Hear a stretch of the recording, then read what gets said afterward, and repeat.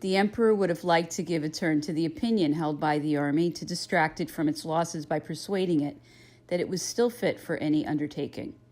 He would have liked to disperse the echoes from Petersburg, which lingered in Moscow, and was anxious to know what was in the minds of the intelligent men in the army. There was no further question of this project, and we stayed in Moscow. The Russians diverted the king with talk, paralyzed his activity by their solicitous attentions, and the advance guard, wholly occupied in the exchange of compliments, made scarcely any progress from day to day. This was all the more to the taste of our troops, who regretted every step that took them further from the Moscow cellars and all the good things that were being enjoyed by those who remained in the city.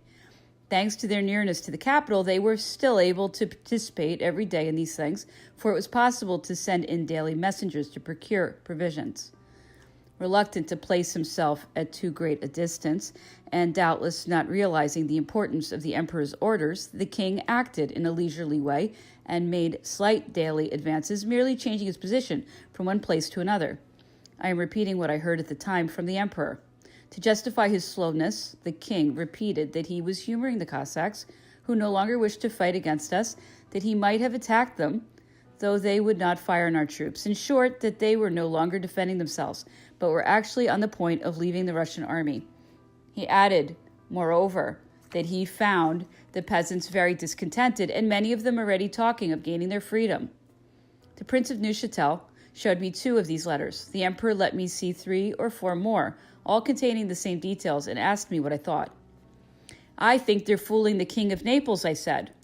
The emperor and the prince thought likewise. Seeing the uselessness of his repeated orders to the king that he should push the enemy vigorously and send reconnaissances to find out where Kutuzov was and unmask his movements, the emperor formed a corps for the Duke of Istria, composed of Davout's infantry and the cavalry of the guard, to which he joined La Houssaye's division. The King of Naples, who finally had recognized his error, began to carry out the movement on Kaluga ordered by the emperor. Up to this time, he had kept in constant touch with the Cossacks. Having given them his watch and his jewels, he would even have given them the shirt off his back had he not discovered that the good Cossacks were playing with him and keeping him on the Kazan road, while the Russian army, masked by their maneuvers, had been on the Kaluga road for 5 days. They had made their march at night, lit up by the flames of the burning capital. By September 23rd, our convoys were already somewhat disturbed. The pourparlers between our advance guard and the Cossacks were still being carried on, and the emperor was so displeased that he forbade their continuance. The purport of these conversations was repeated in Moscow and came back to the emperor, and the matter seemed so grave that he gave it his particular attention. He was especially suspicious of what was talked about with regard to General Sebastian's corps. These communications, said the emperor, are made for no other purpose than to alarm the army about its remoteness from France and the climate and the winter. I know it is being said that this is an unjust war, that it is impolitic, and my attack on the Russians an act of iniquity. My soldiers are being told of the peaceful aims of the Tsar, of his moderation and his liking for the French. By their smooth speeches, the Russians are trying to turn our brave fellows into traitors, to paralyze the courage of stout-hearted men, and to gain partisans for their cause.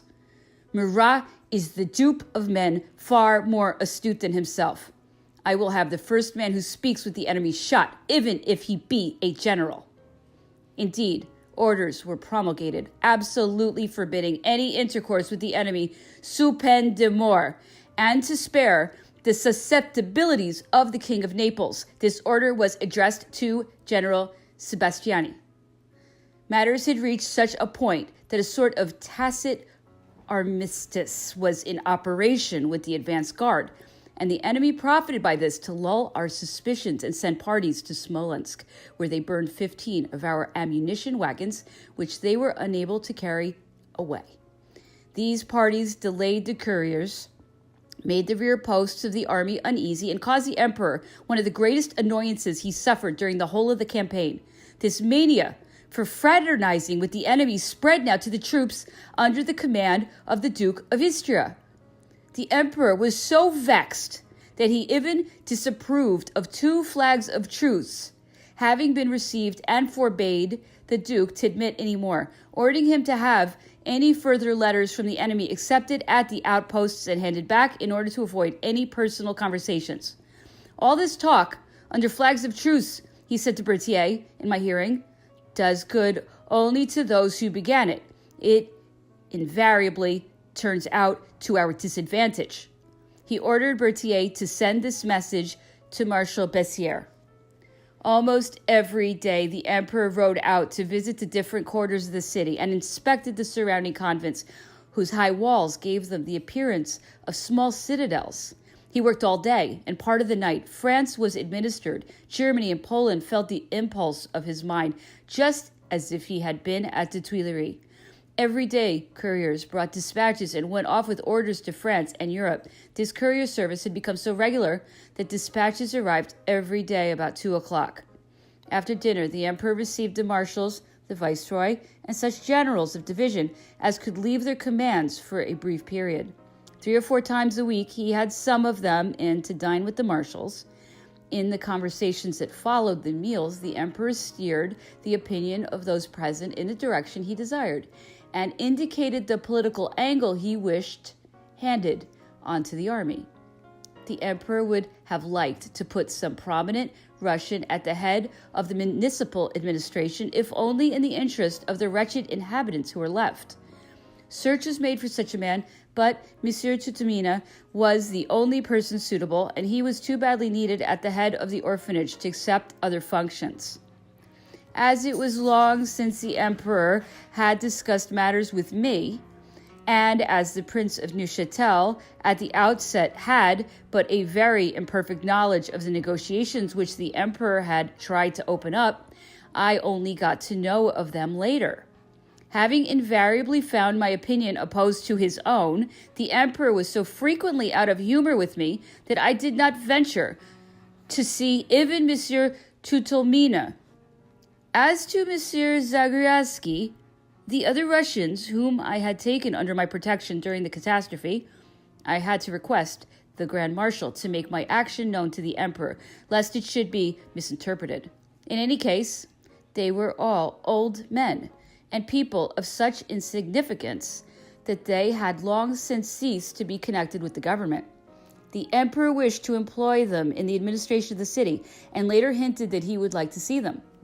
But they refused to undertake any function and declined the honor the emperor wished to do them, for the very just reason that they had no clothes to wear. It is impossible to conceive the state of their destitution. I never left my own quarters except to accompany the emperor on horseback. I read much and had no lack of books, although the Galitzin residence where I had established myself and my staff with the carriages had been completely ransacked during the night we had gone to Petrovskoye. In the Kremlin, I occupied 2 small rooms opening on the southern terrace. With the exception of the state apartments, nothing was furnished, and we were obliged to buy furniture salvaged from burning houses or from abandoned joiners' shops.